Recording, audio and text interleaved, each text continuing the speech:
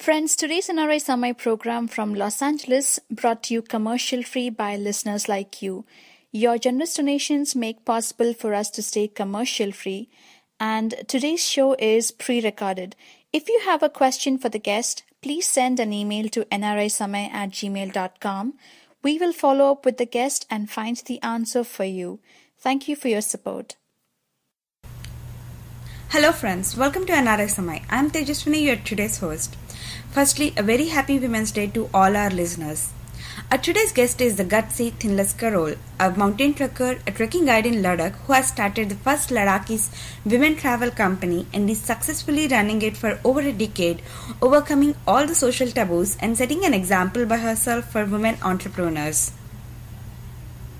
Okay, so welcome to NRI Samay.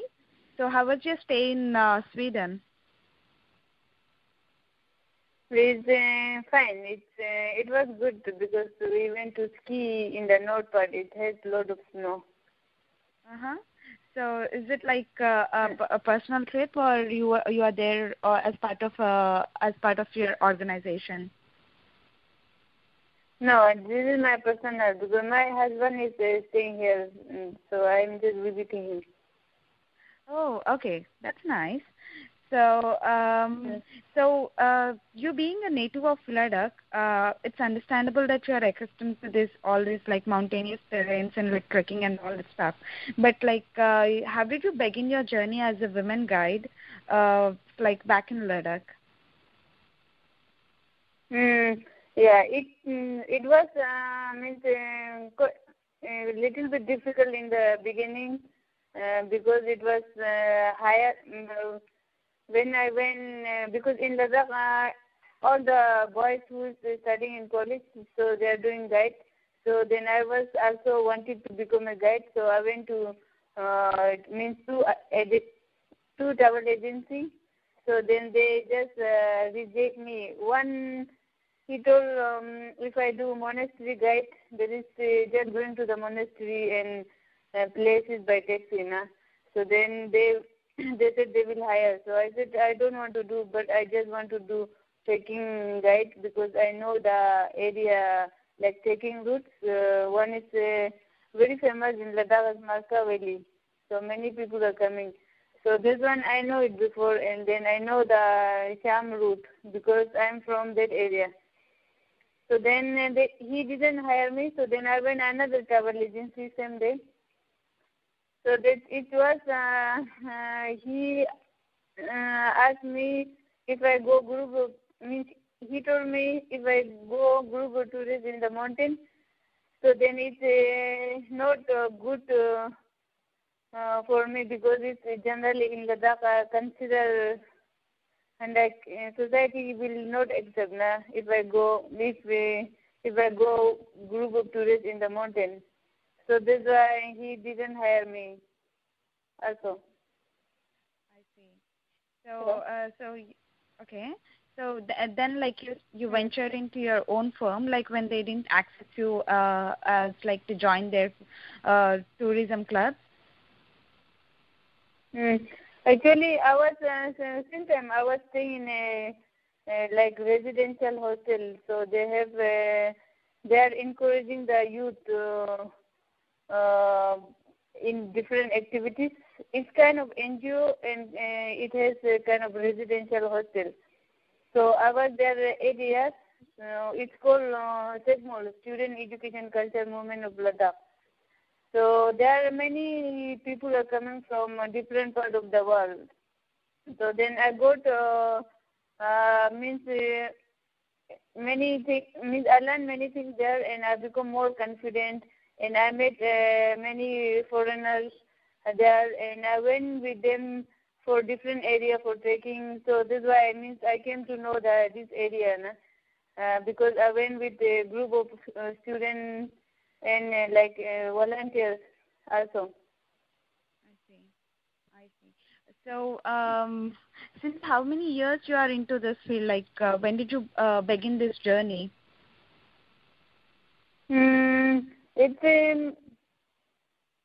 It's maybe around 2000, but I become more like confident and hiring by other travel agencies around 7-8. Okay. So it's been like 14 years that you are a trekking guide, or more than that? Yeah, it's kind of around that. Yeah. Okay. So it's like it must have been, like, as you said, like harder to convince the society and then like join the start your own firm. Like when they didn't accept you as a member of their organization, it would have been harder for you to begin your own club also. So how did your parents, like how did your family like receive you when you said like you wanted to start trekking your career as a trekking guide? Generally, I grew up in a village where in the all the means I study in my village till 10th grade. So then I stay in my village. So I used to work with goats and sheep, going in the mountain, and I spend most of the time with my father because my mother was died when I was small. So then generally I become more confident going with him in the mountain, and then means everyone thinks I'm different because I'm doing hard work like as a boy, like carrying heavy things, doing all the heavy work. So after that I got opportunity in the organization. So then my family is generally my father is not saying, means he's quiet, he's not saying, but he's like supportive. Yeah. Okay. So how did you like persuade them? Like how did you persuade their it's like from like how did you come up from all the chagrin like that you have faced when you have like ventured into this thing? Generally, means it was difficult for me, especially means who is not hiring, and I was like not sure. And also because in this organization I become more confident and means I want to show the people, women also can do it. So then the same organization started around Ladakh with students. I worked there, and after that I went to some courses, like I did basic mountaineering course from Uttar Pradesh, and I did a National Outdoor Leadership School. There is from American branch, but they have branch in India. So I did their 80-day semesters.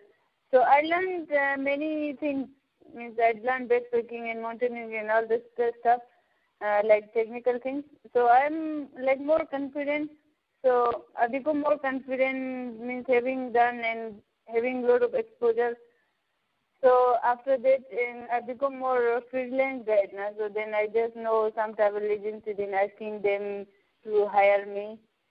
And then after that, I just found that in Ladakh there is many women who are studying in college who want to work as a guide, and there are so many. They are asking me to take them because I cannot take them now because I'm going with different travel companies. And I also meet many travelers who are like very happy to have a female guide, and they are also encouraging me to like, oh, you should become professional. It's nice to have female guide. And there are many travelers individual women travelers who are very like happy to have female guide. So this I mean I got many encouragement from different people. So then I also understood there is an opportunity in Ladakh to create job opportunities for Ladakhi women, because like tourism is one of the main income in Ladakh, but like very few women like working in the offices and working in like tour guide and things. The innovative venture that you have started is not only intricate but also demands masculine efforts. In order to meet the competition, what kind of routine do you follow, and how do you maintain your fitness for such grueling tasks?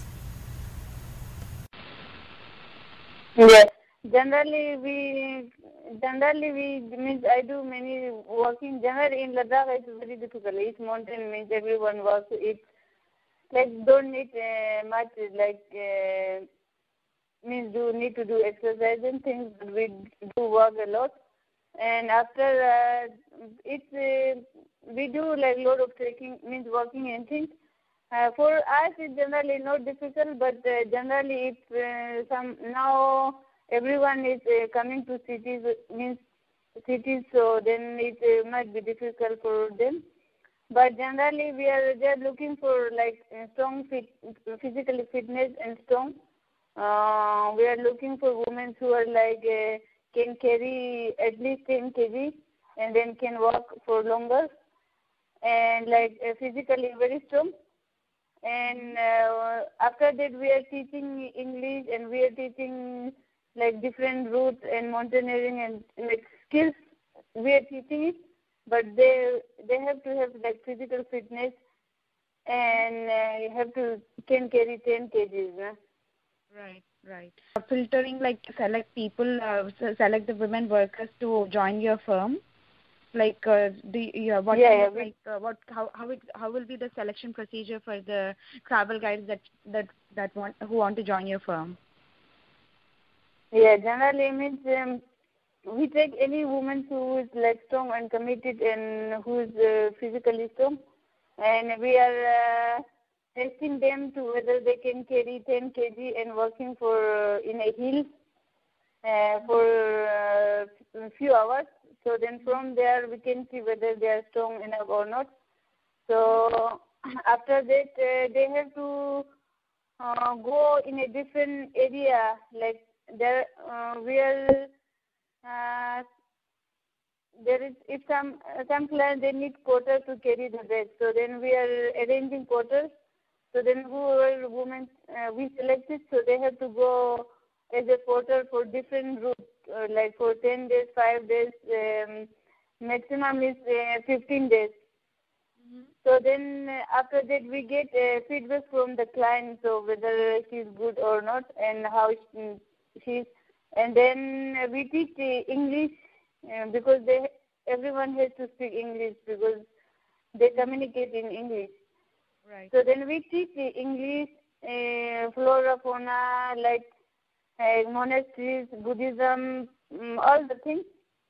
Mm-hmm. But they have to qualify all these things. So after that, they can become guide. Mm-hmm. Friends, NRI Samay is a non-profit independent alternate media from Los Angeles, USA, which brings positive stories from grassroots activists from all corners of India and across the world. If you have any interesting episode you would like NRI Samay to cover, we will be happy to do so. NRI Samay would also like to encourage amateur journalists who have a flair for highlighting current events. You can be part of our citizen journalist team. You could cover an important event, interview victims of an atrocity, or document an inspirational story. The idea is to have a mix of experience throughout all parts of the world, preferably supported by an audio or a video clip of your story to be aired, which will be the curtain raiser. You can also submit your opinion articles on important topics to NRI Samay. We will be happy to put it on nrisamay.com in the opinion section. All your work will be credited only to you. And if you're interested, please send an email to nrisamay@gmail.com. Right. So, do you like accept like men employees too, or like is it like you have only women as part of your firm? Like men, my aim is now we have only female, but like except taxi drivers because we don't have women taxi drivers. Mm-hmm. Otherwise, all are women like guides, porter, office manager, and everything is women. Mm-hmm.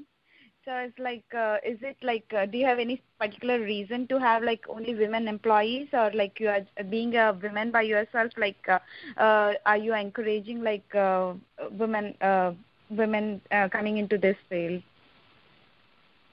Yeah, generally my main aim is because in one thing it was very difficult for me in the beginning to hire by other travel agency, and I thought it's good opportunities for the Ladakhi who are like really interested in this field. So I thought should create a opportunity. And second thing is there are huge unemployment for women in Ladakh, because for women there are very few limited jobs. So that's why I started this women's agency. So it's like at present, how many employees do you have in your firm? We do like season business. Last year we had 22 women. Hello, yeah. Yeah, as you said, it's a seasonal business, because like one half of the year you can't go think of trekking in the mountains. So it's like what do you do in the like other half of the year? Generally, generally nowadays we are just doing the booking, and all my guides and porters. So mostly they are very young, so they are studying. Some of them are studying in college, some of them are studying in 11, 12. So season they are working, so off season they are studying and things. Right.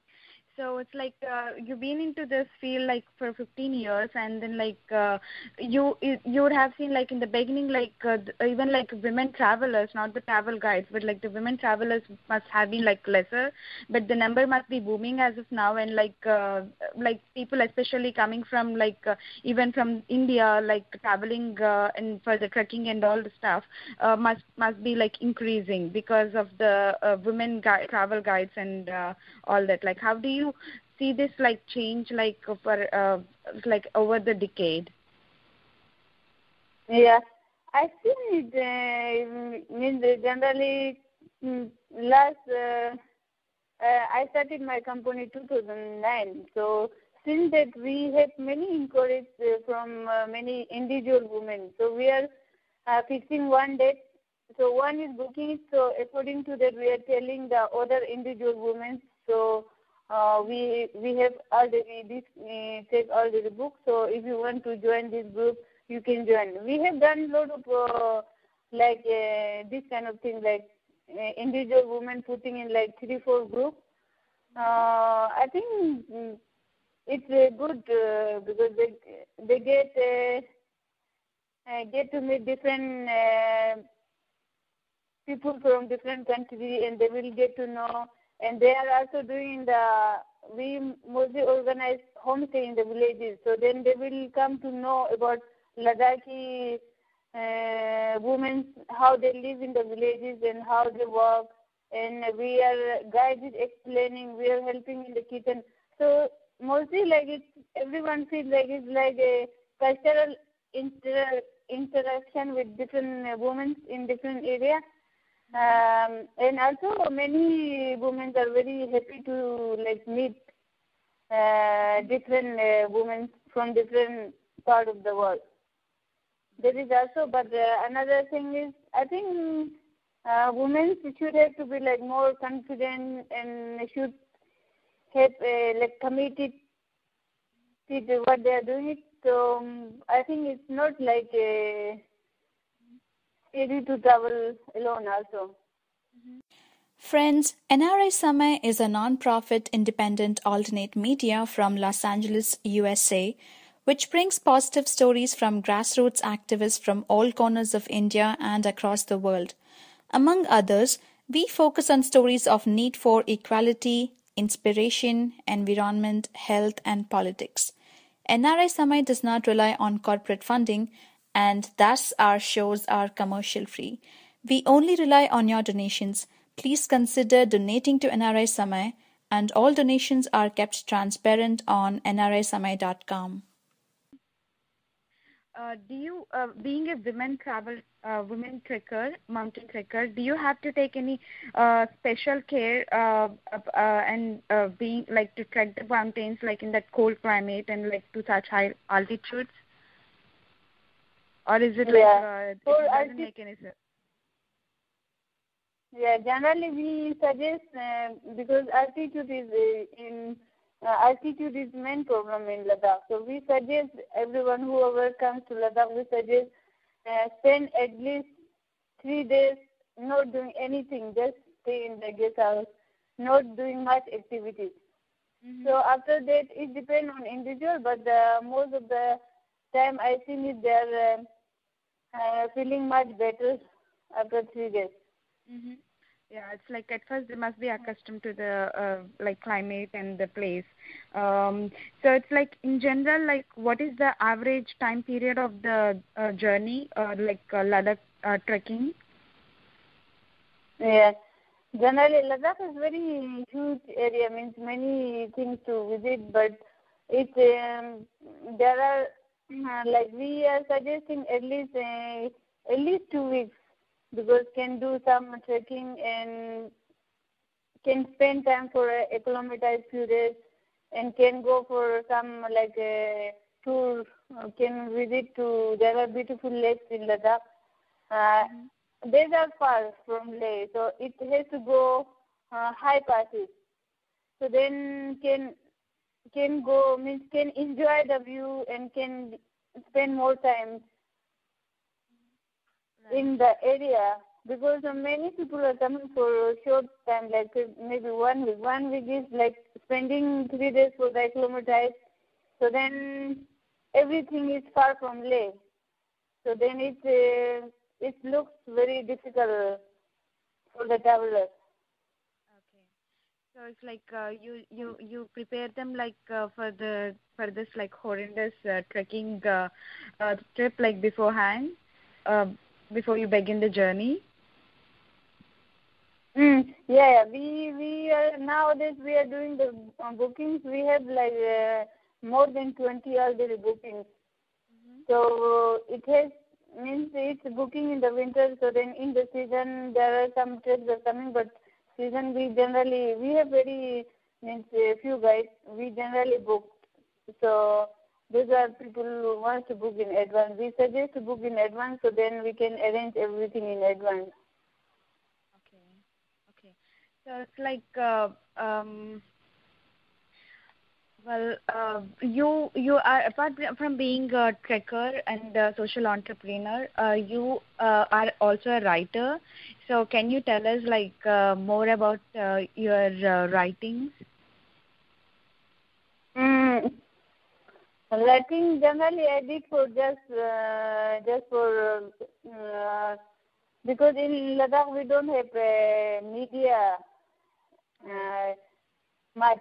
Recently there is a one published like it's weekly. There is one newspaper that was started recently. Before there was no magazine, no newspaper at all. So then I thought it's good to have.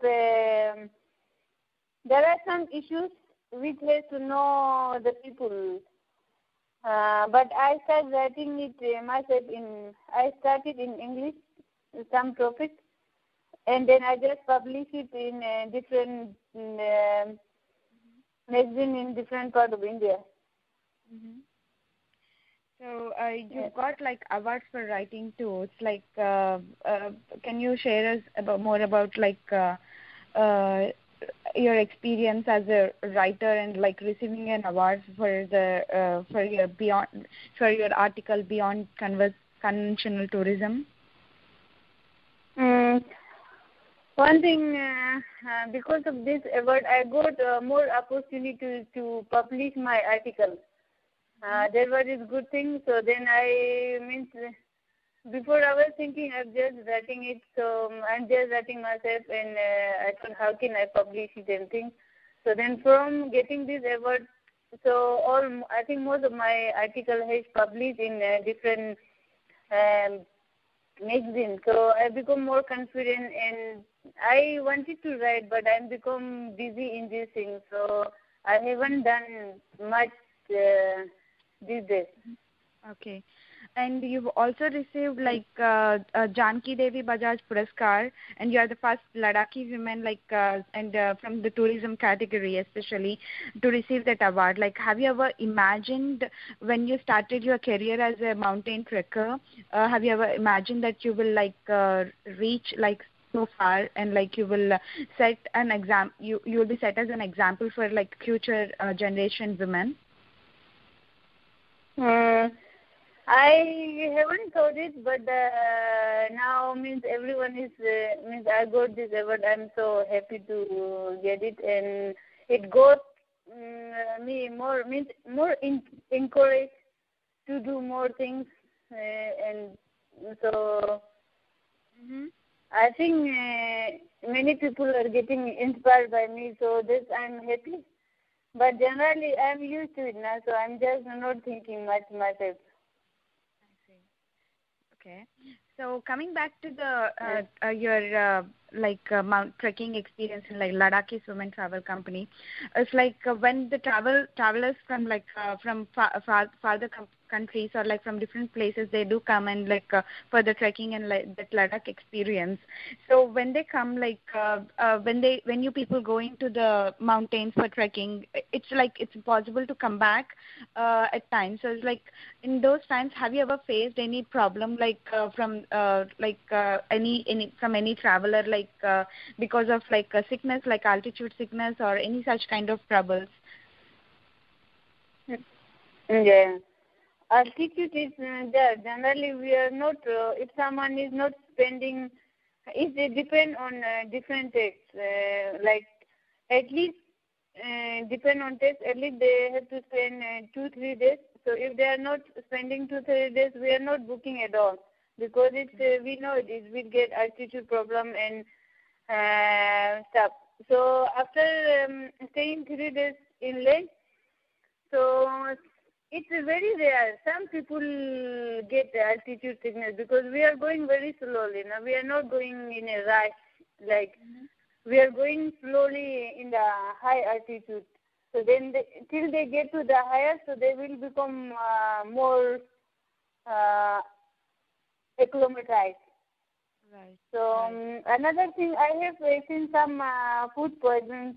I mean, they have been traveling different part of India, and they get food poisons. So then sometimes it's difficult. They have already starting in the beginning of the trek, and then it's coming between the trek. Okay. And that one is the problem.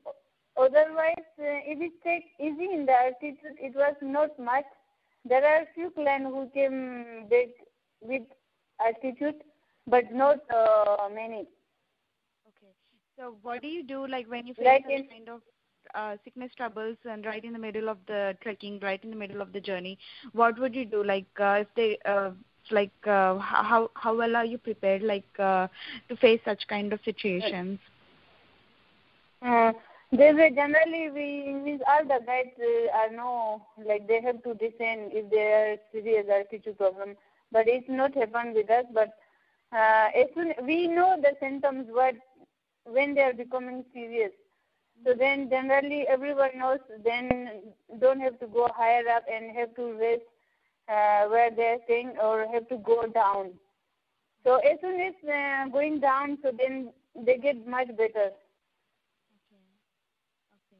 So it's do you have any particular age group that you pick for the travel, or you accept any person who is willing to do the travel? Generally, we suggest the trek according to the experience. If we take almost not very small kids, but I've been one 6-year-old son. Means when a family they have a 6-year son. So because their family have done lots of taking before, so that's why he can do it. So we are suggesting whoever has experience, we take it to different area. But if someone doesn't have much experience in taking, So then we suggest lower area like short hiking and going different villages and different things. I see. I see. And like, it's like, do people come in like as a group? It's like independent travelers will be more obviously, but like when people come as a family, like with children and all, like, do you take? Are they suitable enough to go ahead on the trekking, or in general, like you avoid such kind of groups? Generally, we check the background. Now, it's based on background we decide whether they are fit for trek or not. Mm-hmm. Okay. So, okay. What are the best timings of the year to visit Ladakh?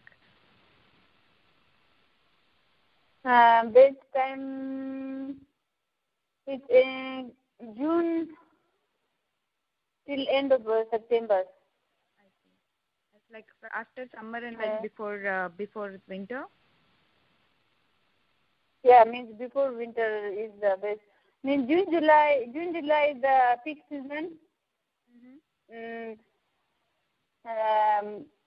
July is the peak season. Many tourists will be there. But if you want to, means if anyone wants to avoid the peak season, so then May, June, and then September would be better. So it's like, have you been to other countries and have you trekked in any other places other than like Ladakh region, India? Yeah. No, I just been in some parts of India and Ladakh only. Okay. So it's like, is there any moment like that you remember the most, like in whole your like trekking experience, like the most memorable moment or the most strenuous moment that you have faced? Like I enjoyed means 80 days semester with NOLs because they are teaching different things. I mean, they are teaching means everything like from basic how we live in the wilderness, no? So how we live with the basic things, and then like for example we have to carry 10-day food, means 8-day food for ourselves, all the food, straw and everything, tent and everything. So then we get after 8 days re-ration.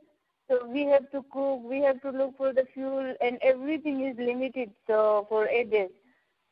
So then I learned a lot of things there. So then it's very interesting because generally in means other institution and generally like means I seen many travel agencies are arranging like big tent, big store, dining tent, dining kitchen, like middle of the winter. Means it's kind of luxury, but it's not suit for the environment because it's not like eco-friendly kind of.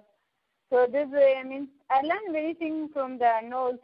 So I think I enjoy trek there because we did in the Kuma Valley for 30 days backpacking. So it was fun. Okay, that's nice. So we are about to finish our show. We'll wrap it up like with one last question. Like, can you tell us like about your family? My family, actually, my family lives in village. It's called Takmatik, which is around 115 kilometers from the Leh. So I have, including me, is 6 brothers and sisters. And okay, so it's yeah, like, my father is farmer. It's like you are with your husband in Sweden right now. So you have you made home in Sweden, or is it like how is it? Like, is he from Sweden? Yeah, he born in Sri Lanka, but he grew up in Sweden.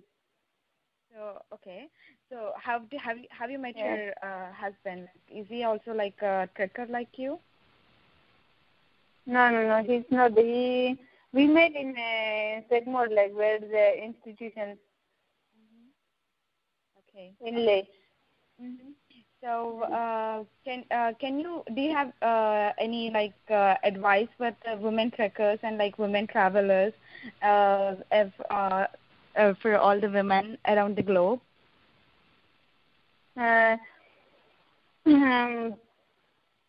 Generally, for women, I can suggest is we have to be like committed to our goal and what we are doing, and then we can, and any woman can do anything now, whatever they are based on their interest, but they have to have courage and more confidence, and without any hesitate whatever they are doing.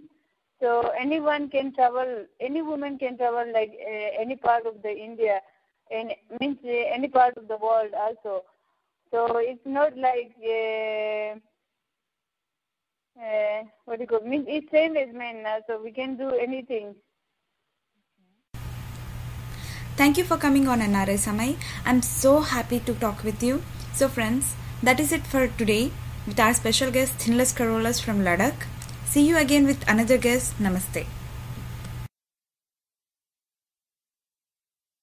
Friends, if you liked today's show, please go to youtube.com/NRI Samay and click on the subscribe button. You will get notified every time we publish a new show. And you can also like us on our social media sites like Facebook, Twitter, and Google+.